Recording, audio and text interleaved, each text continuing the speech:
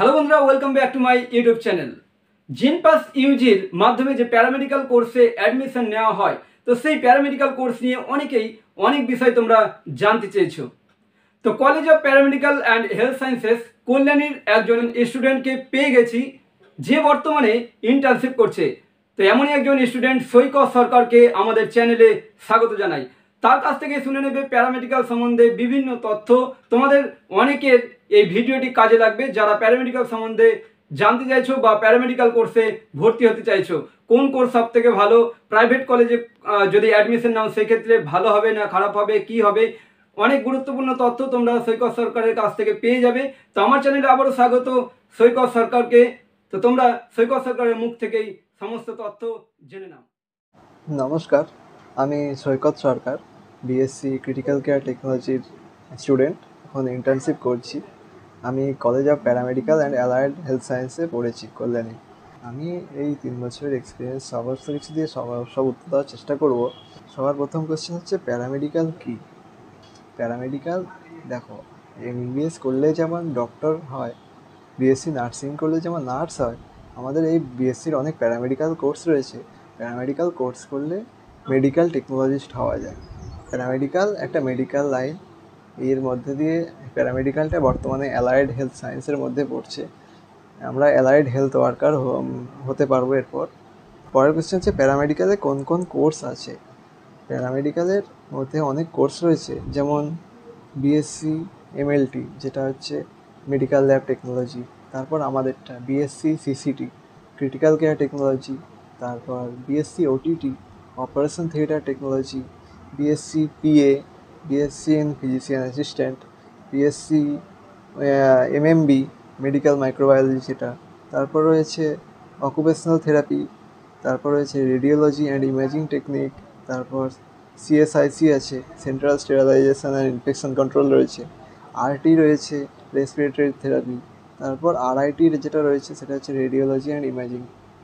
পরের কোয়েশ্চেন হচ্ছে কোন কোর্স সব থেকে ভালো, প্রেফারেন্স। সেই প্রেফারেন্স অনুযায়ী যদি বলতে হয় তবে আমি নিজে সিসিটি করছি, আমি বলবো না সিসিটি ভালো নয়। তার মধ্যে যদি তোমাদের সবার প্রেফারেন্স, সবচেয়ে ভালো প্রেফারেন্স সেটা হচ্ছে BMLT, bachelor in medical laboratory technology. Say BMLT তোমাদের ফার্স্ট চয়েস হওয়া উচিত। সেটাতে ফার্স্ট চয়েস বলছি এই কারণে যে সেটার সুযোগ সুবিধা একটু বেশি। তারপরে যে সেকেন্ড প্রায়োরিটিতে তোমরা সিসিটি রাখতে পারো, তারপরে ওটিটি, তারপরে তোমার বাকি তোমাদের পছন্দ মতো রাখতে পারো। পরের কোয়েশ্চেন হচ্ছে কোন কোর্স তোমার হচ্ছে সুযোগ সুবিধা বেশি, গভর্নমেন্ট না পাবলিক। এখন তোমরা দেখো সুযোগ সুবিধা সব জায়গাতেই সমানই দেয়। গভর্নমেন্টে শুধু ফি, বার্ষিক ফি যেটা সেটা একটু কম লাগে, আর প্রাইভেটে সেটা একটু বেশি লাগে। বাকি সবই তোমার ওয়েস্ট বেঙ্গল ইউনিভার্সিটির আন্ডারেই কমপ্লিট হয়, তাই সুযোগ সুবিধা সব জায়গাতেই একই রকম। তোমার গভর্নমেন্টের সার্টিফিকেটের যা দাম হবে, তোমার এই ওয়েস্ট বেঙ্গল ইউনিভার্সিটির আন্ডারে, তোমার জেনপাসের আন্ডারে সেই সমস্ত প্রাইভেট কলেজেরও সেই সমান দাম হবে। কেউ গভর্নমেন্টে চান্স না পেলে সেক্ষেত্রে কি প্রাইভেট কলেজে ভর্তি হয়ে লাভ আছে? দেখো, তুমি আবারও বলছি, গভর্নমেন্ট কলেজে ভর্তি হতে তোমার শুধু বার্ষিক ফিটা একটু কম লাগবে, আর প্রাইভেট কলেজে তোমার একটু বেশি লাগবে, বাকি কোনো অসুবিধা নেই। এবার তুমি যদি একটা জিনিস দেখতে চাও, গভর্নমেন্ট কলেজগুলোতে হোস্টেল ফ্যাসিলিটিটা শুধু নেই, প্রাইভেট কলেজগুলোতে এবার তাদের মতো হোস্টেল ফ্যাসিলিটি দিতে পারে, সেটা এক্সট্রা। এবার হচ্ছে তোমার প্রাইভেট কলেজে তোমরা ভর্তি হতে পারো, কেন কি এখানে আমরা যখন প্যারামেডিক্যাল কোর্স করছি, প্যারামেডিক্যাল কোর্সে একটা স্কলারশিপ দেয়। সেই স্কলারশিপে হচ্ছে 60,000 টাকা করে দেয় প্রতি বছরে, তোমার যদি 60% নম্বর থাকে তবে। এই 60,000 টাকা যেটা দেয়, সেই টাকা দিয়ে তুমি তোমার বার্ষিক ফি চালিয়ে নিতে পারবে, তার সাথে কিছু অ্যাড করে বা তার মধ্যে চালিয়ে নিতে পারবে। তাই প্রাইভেট কলেজে আমার মনে হয় না যে খুব খারাপ হবে। তোমার চয়েস অনুযায়ী সেই প্রাইভেট কলেজে খুব ভালো হবে। তুমি প্রাইভেট কলেজেই পড়ো না কেন বিএসসি প্যারামেডিক্যাল, সেই কমপ্লিট করার পরে তুমি বিভিন্ন সরকারি হসপিটালগুলোতে তুমি ইন্টার্নশিপ কমপ্লিট করতে পারবে। সেই ইন্টার্নশিপ কমপ্লিট করে তুমি সেই সমস্ত সরকারি হসপিটাল থেকে তোমার সেই ইন্টার্নশিপ কমপ্লিট হওয়ার সার্টিফিকেটটা নিতে পারো। কোর্সের ডিটেলস জানতে চাইছো?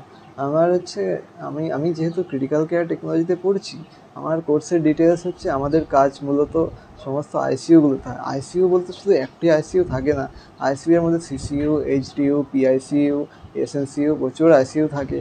সেই সমস্ত আইসিইউতে প্রচুর ভেন্টিলেটর মেশিন থাকে, যেগুলো দিয়ে আপাতকালীন টাইমে সমস্ত পেশেন্টকে বাঁচিয়ে তোলা যায়। বিভিন্ন মেডিসিন থাকে, সেগুলো দিয়ে বাঁচিয়ে তোলা যায়।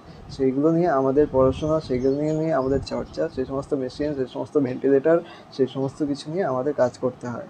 তারপর তোমার বিএমএলটির ব্যাপারে আমি যতটা জানি, বিএমএলটিদের মধ্যে হচ্ছে যে হসপিটালে গেলে বা যে কোনো জায়গাতে গেলে তোমাদের ব্লাড টেস্ট থেকে শুরু করে বিভিন্ন রকম টেস্টগুলো করতে হয়।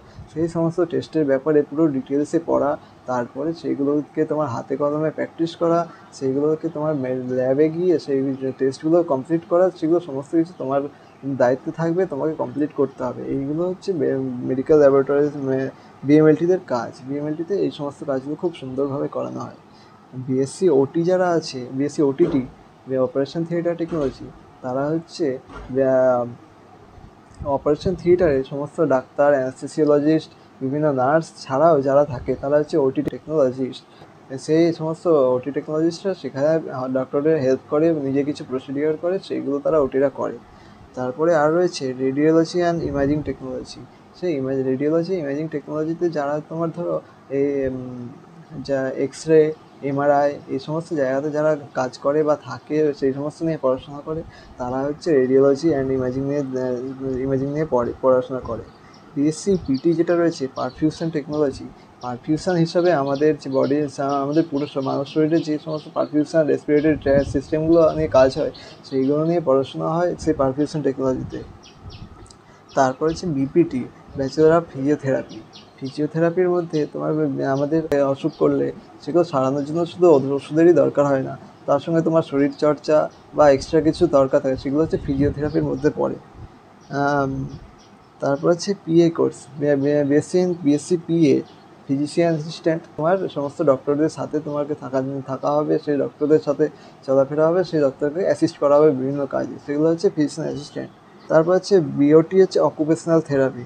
অকুপেশনাল থেরাপির মধ্যে যে তোমরা বিভিন্ন জায়গাতে যারা কাজ করে, যে বিভিন্ন জায়গাতে যারা কাজ করে, তাদের হচ্ছে যে কোনো কাজের ক্ষেত্রেই সেটা বিভিন্ন ধরনের অকুপেশনালভাবে যে সমস্ত ডিজিজগুলো দেখা দেয়, সেইগুলো হচ্ছে অকুপেশনাল থেরাপির মধ্যে পড়ে। সেই ডিজিজগুলো ট্রিট করার জন্য যে আমাদের যে কোর্স, সেটা হচ্ছে বিওটি, অকুপেশনাল থেরাপি। তারপর হচ্ছে CSIC, central sterilization and infection control, তার মধ্যে হচ্ছে আমাদের বিভিন্ন হসপিটালে বা বিভিন্ন ক্লিনিকে যে সমস্ত ইনস্ট্রুমেন্টগুলো ব্যবহার করা হয়, সেই সমস্ত ইনস্ট্রুমেন্টের একটা স্টেরিলাইজেশনের মেনটেন্যান্স থাকে। সেই মেনটেন্যান্সগুলো প্লাস তার সঙ্গে যে সমস্ত পড়াশোনা দরকার, সেইগুলো এই কোর্সের মধ্যে করানো হয়। বিএসসি আরটিটাও হচ্ছে রেসপিরেটরি থেরাপি। রেসপিরেশনের ক্ষেত্রে যে সমস্ত থেরাপিগুলো প্রয়োজন হয়, সেই সমস্ত কাজে যা দরকার হয় তা এই রেসপিরেটরি থেরাপির মধ্যে কমপ্লিট হয়। আর রয়েছে বিএসসি মেডিকেল মাইক্রোবায়োলজি রয়েছে, বিএসসি হসপিটাল অ্যাডমিনিস্ট্রেশন রয়েছে। তোমরা গত বছর র্যাঙ্কের কথা জানতে চাইছো, তো গত বছর র্যাঙ্ক অনুযায়ী আমাদের সিসিটিতে যারা এখন ফার্স্ট ইয়ারে পড়ছে, তারা যে 3টে রাউন্ড হয়, তার মধ্যে প্রথম রাউন্ডে সে পেয়েছে, তার জেনারেল র্যাঙ্ক ছিল 1200 মতো, তার ওবিসি র্যাঙ্ক ছিল 208। তার মধ্যে সে জেনারেল র্যাঙ্কের মধ্যেই পেয়ে গিয়েছে, 1200 র্যাঙ্কের মধ্যে। আর একটা সিক্রেট যেটা কথা, সেটা হচ্ছে তিনটে রাউন্ড হয় কাউন্সিলিংয়ের, তারপরে কলেজে একটা স্পট কাউন্সিলিং হয়। তার মধ্যে তুমি তোমার চয়েস অনুযায়ী কলেজ পেতে পারো, তোমাকে সেটা কলেজে গিয়ে অফলাইন সেটা কাউন্সিলিং করতে হয়। এইরকম আমাদের কলেজেও আছে। যেমন তোমার বিএমএলটিতে নতুন ভর্তি হয়েছে, সে তোমার 27,000 জেনারেল র্যাঙ্ক ছিল, তবুও সে আমাদের কলেজে চান্স পেয়ে গিয়েছে, গভর্নমেন্ট কলেজে। এইভাবে তোমরা কাউন্সিলিং করবে এবং তারপরে স্পট কাউন্সিলিং কীভাবে হয় সেইগুলোও খোঁজ রাখবে, তবে তোমাদের কলেজ পাওয়ার চান্স বেড়ে যাবে। সবার শেষে এটাই বলবো যে তোমরা যা আশা করছি, তো তোমরা চয়েস ফিলিংটা খুব সুন্দরভাবে করবে, তবে তোমাদের বিভিন্ন কলেজ পাওয়ার চান্স বেড়ে যাবে। এই বিষয়ে যাদব স্যার তোমাদেরকে সব ভালো করে বুঝিয়ে দেবে। এই চ্যানেলটা সাবস্ক্রাইব করে দিও, তাহলে তোমাদের সুবিধা হবে। ধন্যবাদ সৈকত সরকার তোমাকে আমাদের চ্যানেলে এই সমস্ত তথ্যগুলো দিয়ে উপকৃত করার জন্য। অনেক স্টুডেন্টের হয়তো এই ক্ষেত্রে কাজে লাগতে পারে, তাই আবারও